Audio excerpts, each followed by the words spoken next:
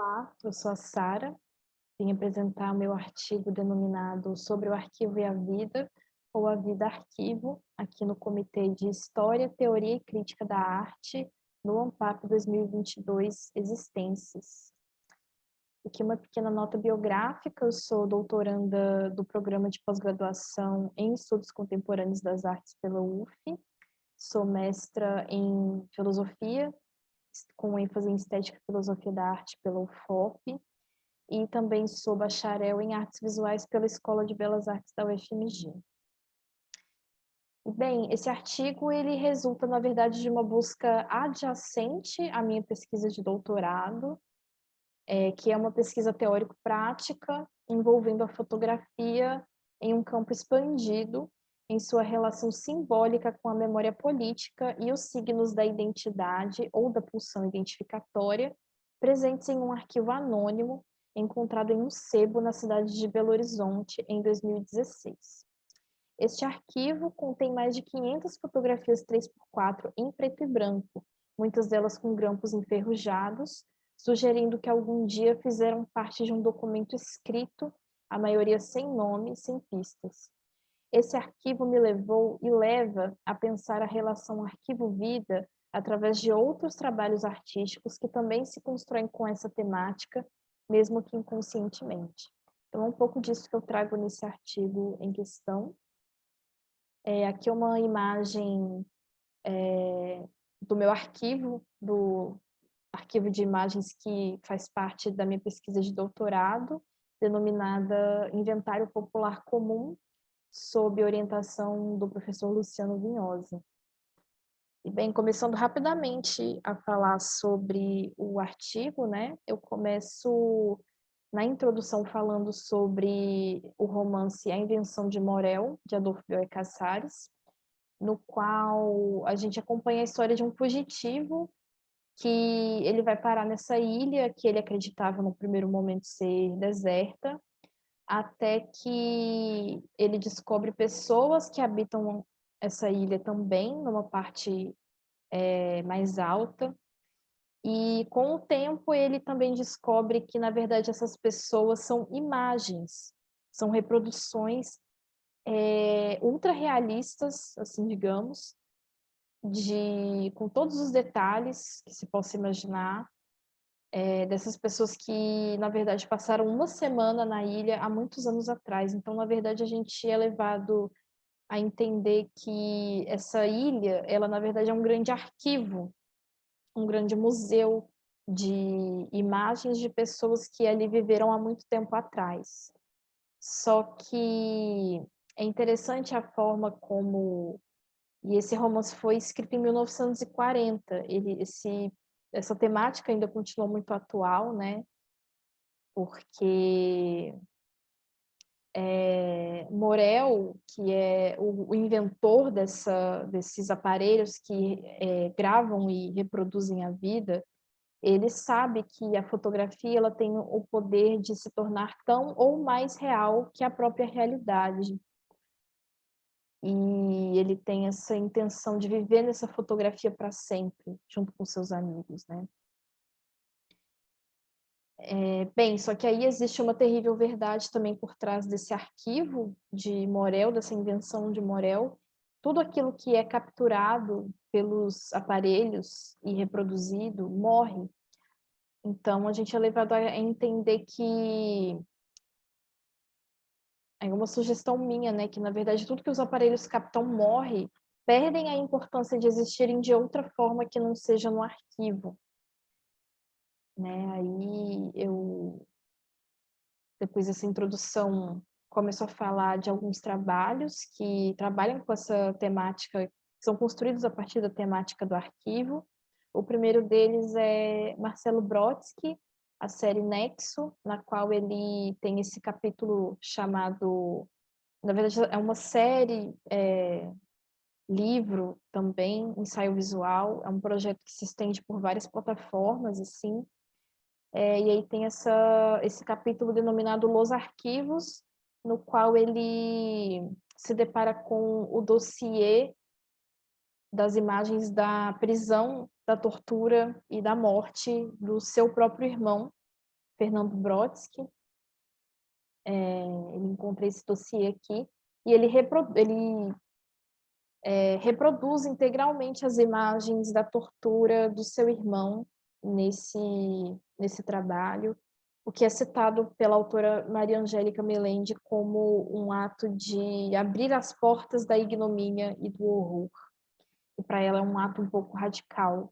E aí, portanto, ela faz, inclusive, um outro ato radical, que é o de interditar essas imagens. Ela se recusa a reproduzir as imagens porque ela acha desnecessário, tendo em vista que as portas da ignomínia e do horror existem lá por algum motivo.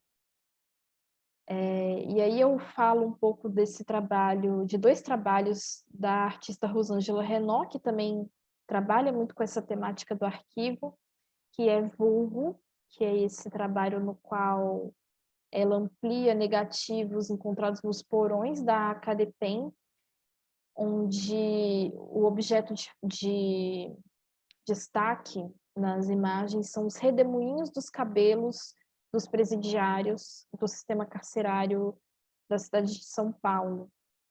Né? A intenção das fotos era usar essa característica tão pessoal e íntima de cada pessoa como uma forma de identificar esses presidiários de forma ainda mais contundente, né, assim, digamos. E tem esse trabalho também denominado Imemorial, bem famoso, da artista, no qual ela trabalha com arquivos de pessoas que foram dispensadas por motivo de morte, da construção de Brasília, né? São pessoas que foram desaparecidas durante seus trabalhos, e é como se ela fizesse um enterro, né, dessas pessoas.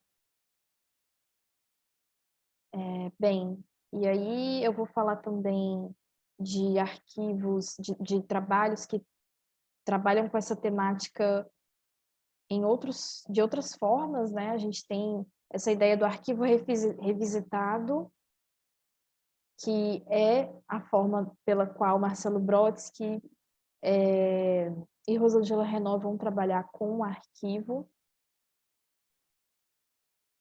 Mas eu também vou falar um pouco sobre outras possibilidades de se trabalhar com arquivo.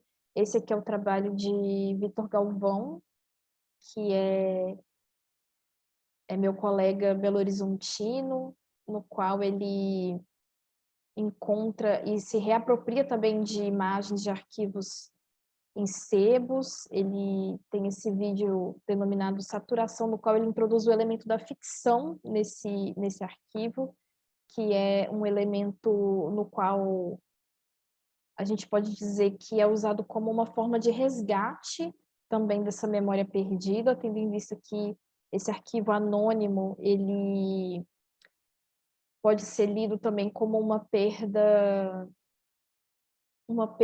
coletiva, né? E é uma história que a gente não sabe exatamente por que esse arquivo foi parar ali, como ele foi parar ali, e a gente se reapropriar ficcionalmente desse arquivo é uma forma de resgatar a memória, que é um processo super difícil, né? Resgatar a memória, principalmente depois do trauma. E aí, no final, eu vou falar também desse trabalho de Randolph Lamonnier, no qual eu leio que, na verdade, ele é o avesso do arquivo. Ele é como se fosse assim uma retransmissão, uma retransfiguração da ideia de arquivo. É como se ele construísse um espaço de ficção para que essas imagens, que na verdade são um arquivo reunido por ele durante anos, é como se realmente essas imagens performassem um arquivo construído para daqui ao futuro, né? E aqui tem alguns detalhes dessas imagens. Eu considero que esse trabalho também é muito importante dentro do contexto político, né, das manifestações de 2013, 2014. Essas imagens foram feitas, então, na verdade, não se trata mais de um trabalho de apropriação de arquivos ou de imagens perdidas, e sim de construção de arquivos, como possibilidade de resgate de uma memória coletiva para que a gente não se esqueça daquilo que já foi e também para que a gente nunca mais se esqueça daquilo que virá, né, talvez, porque a história também funciona em ciclos. E, bem, basicamente é isso. No final, eu falo um pouco sobre possibilidades de se fazer algo com aquilo que os aparelhos, que eu associo, inclusive, os aparelhos aos arquivos desse trabalho, dada a importância também da fotografia. Eu estou falando principalmente de arquivos fotográficos, né? E basicamente é isso. Obrigada.